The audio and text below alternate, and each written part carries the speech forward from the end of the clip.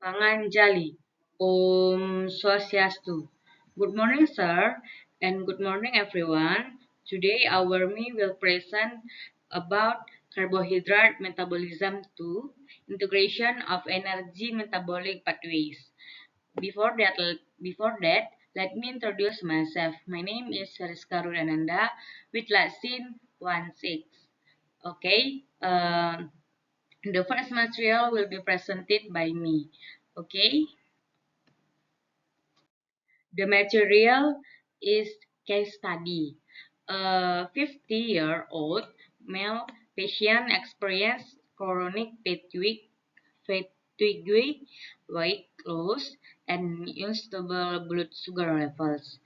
Test results showed 1. Fluctuating blood glucose levels, 2. Elevated blood lactate levels, 3. Liver dysfunction, 4. Decreased activity of certain metabolic enzymes. Okay, the doctor suspected a depression in several carbohydrate metabolic pathways, including the Krebs cycle, glucogenesis, and glucogen metabolism. Further- Furthermore, the patient had a history of prolonged fasting and strenuous physical activity. Oke, jadi materi pertama itu merupakan studi kasus atau kasus, dan di mana kasusnya itu merupakan seorang pasien laki-laki yang berusia 50 tahun mengalami kelelahan kronis. Nah, penurunan berat badan dan kadar gula darah yang tidak stabil. Nah, hasil pemeriksaan ini menunjukkan pertama itu kadar glukosa darah fluktuatif, dan yang kedua itu peningkatan kadar laktat dalam darah, yang ketiga itu gangguan fungsi hati ringan, dan yang keempat itu aktivitas enzim metabolisme tertentu menurun. Nah, di mana dokter juga menduga terjadi gangguan pada beberapa jalur metabolisme karbohidrat, termasuk siklus Krebs. Nah, di mana glucogenesis dan metabolisme glikogen. Nah, selain itu, pasien juga memiliki riwayat puasa panjang dan aktivitas fisik berat. Oke, the next. Case study question 1. Explain the role of the citric acid cycle in energy metabolism and its relationship to the end product of glycolysis. The answer, the citric acid cycle or Krebs cycle is a major metabolic pathway that occurs in mitochondria and plays a role in generating energy through the oxidation of acetyl CoA to carbon dioxide. This process products NADH and FADH2, which are then used in the electron transfer chain to produce ATP, the cell's primary energy source. This cycle is closely related to glycolysis because the end product of glycolysis, pyruvate, is converted to exactly CoA through oxidative decarboxylation before entering the Krebs cycle. Therefore, this cycle is a continuation of glycolysis in cellular respiration. Nah, selanjutnya itu di mana ada beberapa pertanyaan studi kasus. Nah, yang pertanyaan pertama itu di mana jelaskan peran siklus asam sitrat dalam metabolisme energi serta hubungannya dengan hasil akhir glikolisis. Oke.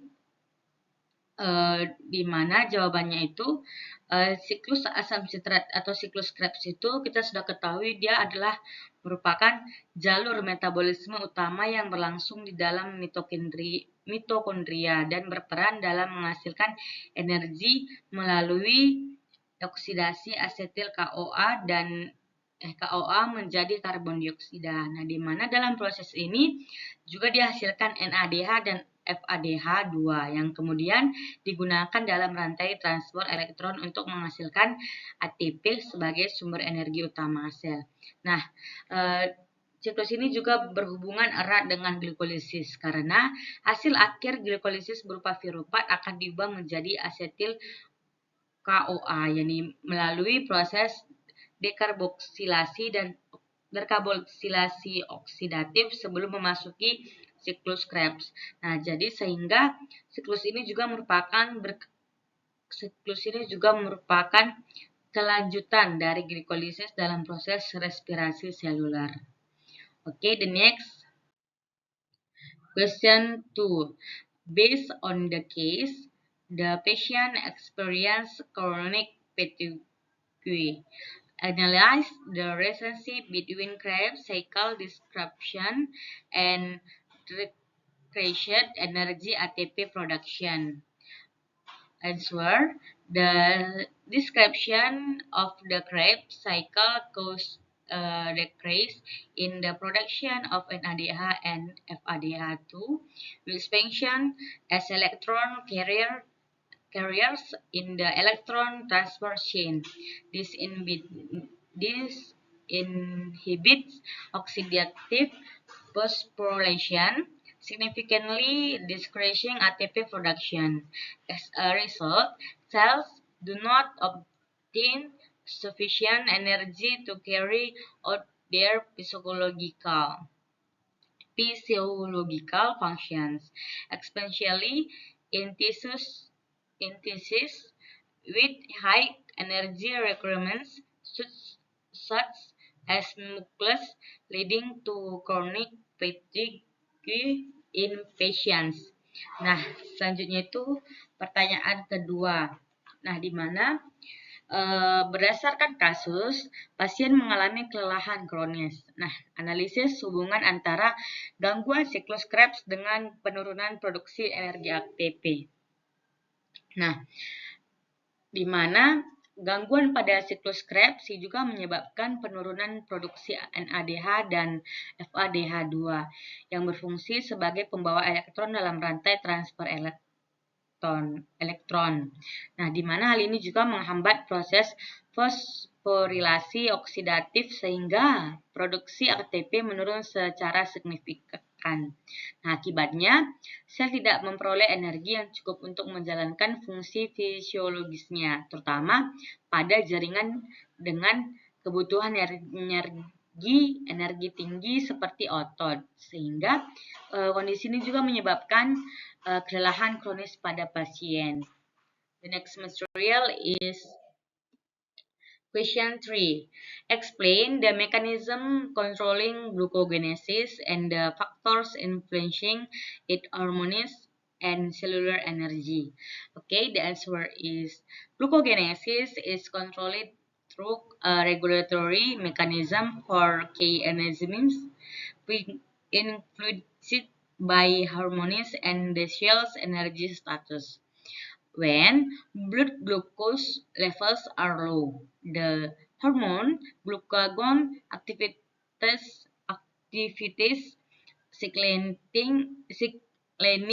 pathways that increase the activity of enzymes such as pyruvate carbolase and phosphoenolpyruvate carboxygenase, thereby increasing glucose production. Conversely, when blood glucose levels are high, insulin inhibits the activity of these enzymes, suppressing glucogenesis. Furthermore, high ATP levels stimulate glucogenesis, while high AMP levels inhibit it, allowing this process to adapt to the body's energy needs. Oke, selanjutnya itu pertanyaan nomor ketiga. Nah, di mana jelaskan mekanisme pengendali glukogenesis serta faktor-faktor yang mempengaruhinya, hormon dan energi sel. Nah, di mana glukogenesis itu dikendalikan melalui mekanisme regulasi enzim kunci yang dipengaruhi oleh hormon dan status energi sel. Nah, pada kondisi kadar glukosa darah rendah, hormon glukagon akan mengaktifkan jalur pensinyalan yang meningkatkan aktivitas enzim seperti pirufat, karboksilase, dan fosfoenolpirufat karboksikinase sehingga pembentukan glukosanya meningkat. Nah, sebaliknya pada kondisi kadar glukosa darah tinggi. Nah, di mana hormon insulin akan menghambat aktivitas enzim tersebut sehingga glukogenesis ditekan. Nah, selain itu, kadar ATP yang tinggi akan merangsang glukogenesis, sedangkan kadar AMP yang tinggi akan menghambatnya. Nah, di mana sehingga proses ini dapat menyesuaikan dengan kebutuhan energi tubuh. Okay, the next question 4. The patient exhibits elevated blood lactate levels. Explain the role of the Cori cycle in this condition and how the body responds to it. Okay, the answer, the Cori cycle is a mechanism that connects metabolism between nucleus and the liver. Under conditions of intense physical activity or oxygen deprivation, glucose in the nucleus is converted to lactate through anaerobic glycolysis. This lactate is then transported to the liver and converted back to glucose through glucogenesis. In patients, elevated lactate levels indicate increased lactate production, but due to impaired liver function, the conversion of lactate to glucose is not optimal, resulting in lactate accumulation in the blood. Okay. Nah, yang keempat itu pertanyaannya, pasien menunjukkan peningkatan kadar laktat dalam darah. Nah, di mana jelaskan peran siklus Cori dalam kondisi tersebut dan bagaimana tubuh mengatasinya. Nah, di mana kita sudah mengetahui siklus Cori itu merupakan mekanisme yang menghubungkan metabolisme antara otot dan hati. Nah, pada kondisi aktivitas fisik berat atau kekurangan oksigen, di mana glukosa di dalam otot diubah menjadi laktat melalui glikolisis anaerob. Nah, di mana laktat tersebut kemudian dibawa ke hati dan diubah kembali menjadi glukosa melalui glukogenesis. Nah, pada kasus pasien peningkatan kadar laktat menunjukkan bahwa produksi laktat meningkat, namun karena terdapat gangguan fungsi hati, maka proses konversi laktat menjadi glukosa tidak berlangsung optimal sehingga terjadi penumpukan laktat dalam darah. Okay, the next is question 5. Explain the primary function of the pentose phosphate pathway in cells and its relationship to cells need for NADPH and biostasis. The answer, the pentose phosphate pathway is an alternative metabolic pathway for glucose that products NADPH and ribose 5-phosphate. NADPH plays a vital role in biostatic processes such as fatty acid and cholesterol synthesis and in maintaining the cell's antioxidant system. Meanwhile, ribose 5-phosphate is used as a raw material in the synthesis of nucleotides and nucleic acids, making this pathway crucial for supporting cell biostasis. Nah, jadi selanjutnya itu pertanyaan kelima, di mana jelaskan fungsi utama jalur pentose fosfat dalam sel serta kaitannya dengan kebutuhan sel terhadap NADPH dan biosintesis. Nah, Jalur pentosa fosfat itu merupakan jalur metabolisme alternatif dari glukosa yang berfungsi menghasilkan NADPH dan ribosa 5-fosfat. Nah, di mana NADPH itu juga berperan penting dalam proses biosintesis seperti sintesis asam lemak dan kolesterol serta dalam mempertahankan sistem antioksidan sel. Nah, sementara itu ribosa 5-fosfat itu digunakan sebagai bahan dasar dalam sintesis nukleotida dan asam nukleat, sehingga jalur ini juga sangat penting untuk untuk mendukung kebutuhan biosintesis sel.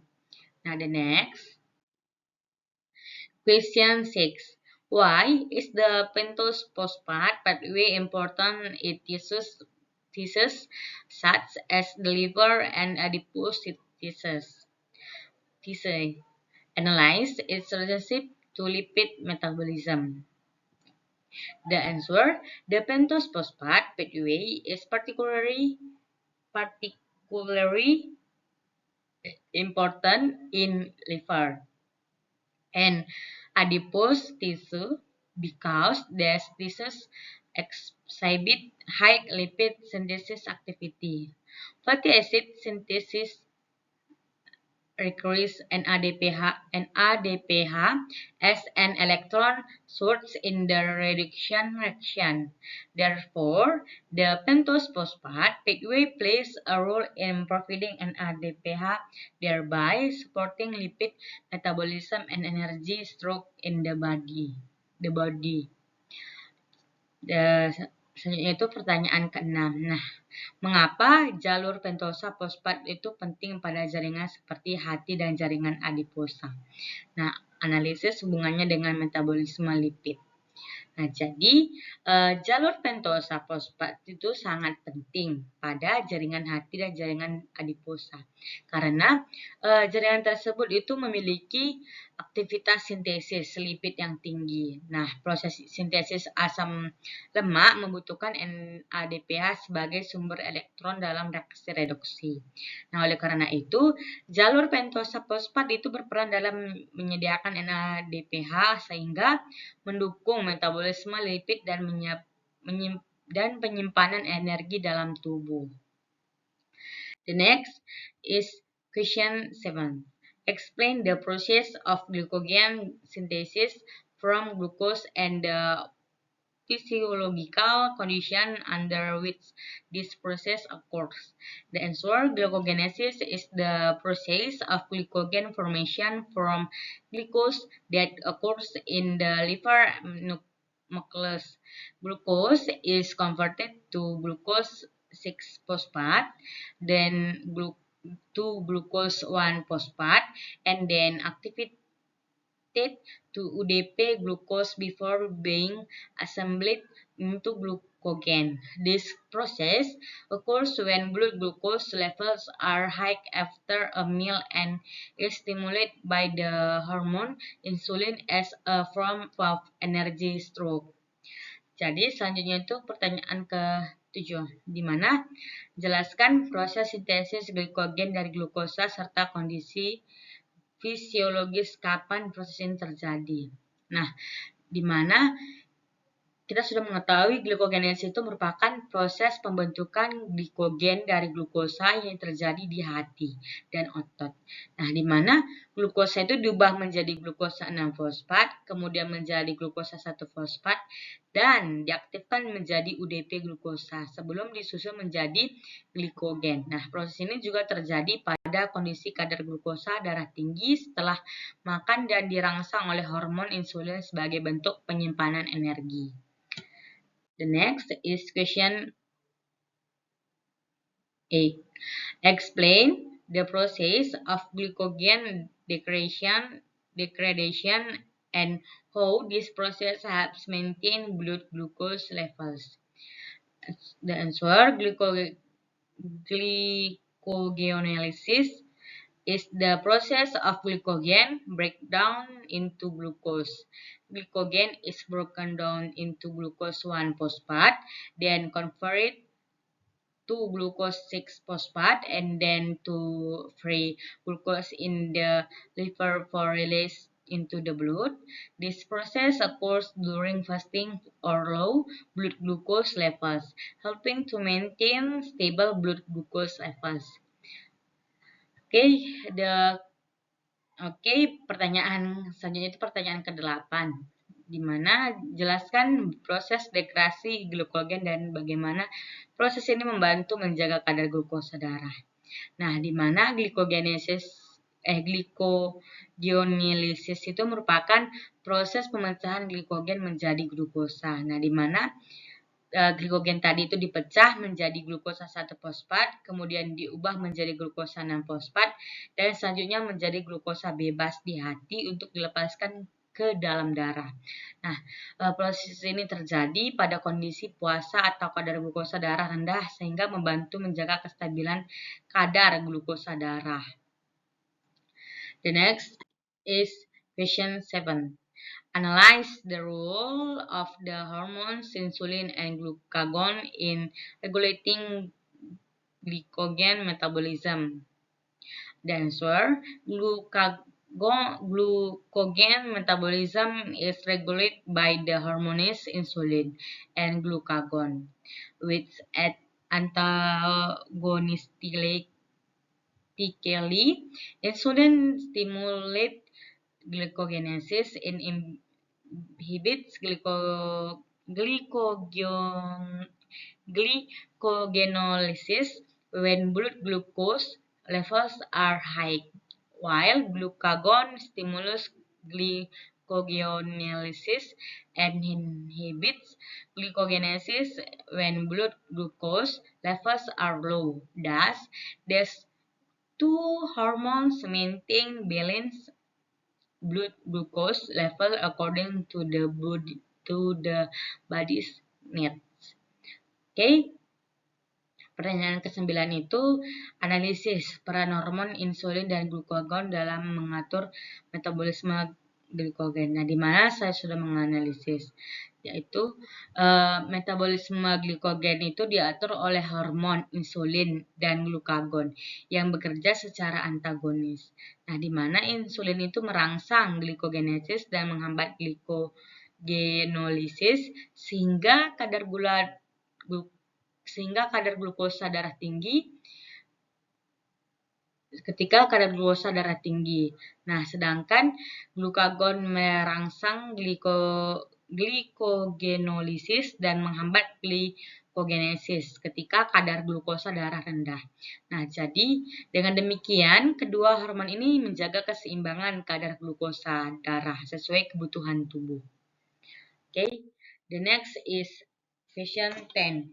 Based on the case above, explain how the Krebs cycle, glucogenesis, the pentose phosphate pathway, and glucogen metabolism are interconnected in maintaining the body's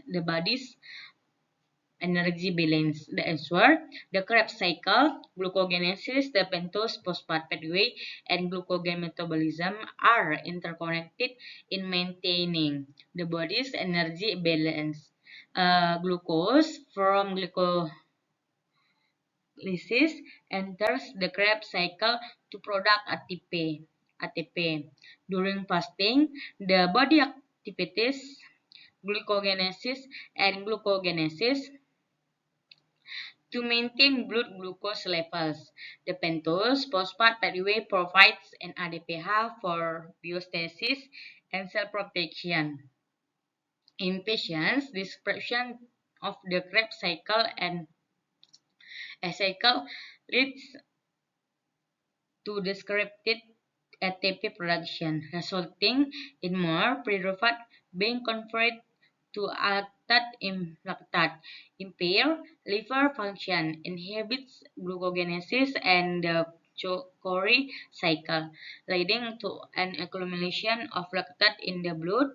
This suggests that discretion on metabolic pathway and can affect others, leading to energy imbalance in the body. Nah, selanjutnya itu pertanyaan ke-10, di mana berdasarkan kasus di atas, jelaskan bagaimana siklus Krebs glucogenesis, jalur pentosa fosfat, dan metabolisme glikogen saling berhubungan dalam menjaga keseimbangan energi tubuh. Nah, siklus Krebs glikogenesis, jalur pentosa fosfat, dan metabolisme glikogen itu saling berhubungan dalam menjaga keseimbangan energi tubuh. Nah, jadi glukosa dari glikolisis akan masuk ke siklus Krebs untuk menghasilkan ATP, sedangkan pada kondisi puasa tubuh akan mengaktifkan glikogenolisis dan gluconeogenesis untuk mempertahankan kadar glukosa darah. Nah, di mana jalur pentosa fosfat itu menyediakan NADPH untuk kebutuhan biosintesis dan perlindungan sel. Nah, pada kasus pasien, gangguan siklus Krebs itu menyebabkan penurunan produksi ATP sehingga pirufat lebih banyak diubah menjadi laktat. Sementara gangguan fungsi hati itu menghambat gluconeogenesis dan siklus Cori sehingga terjadi penumpukan laktat dalam darah. Nah, hal ini juga menunjukkan bahwa gangguan pada satu jalur metabolisme dapat mempengaruhi jalur lainnya dan akan menyebabkan ketidakseimbangan energi dalam tubuh. Okay, that's all our presentation and thank you. Saya akhiri dengan Paramasanti. Om Santi Santi Santi Om. Thank you.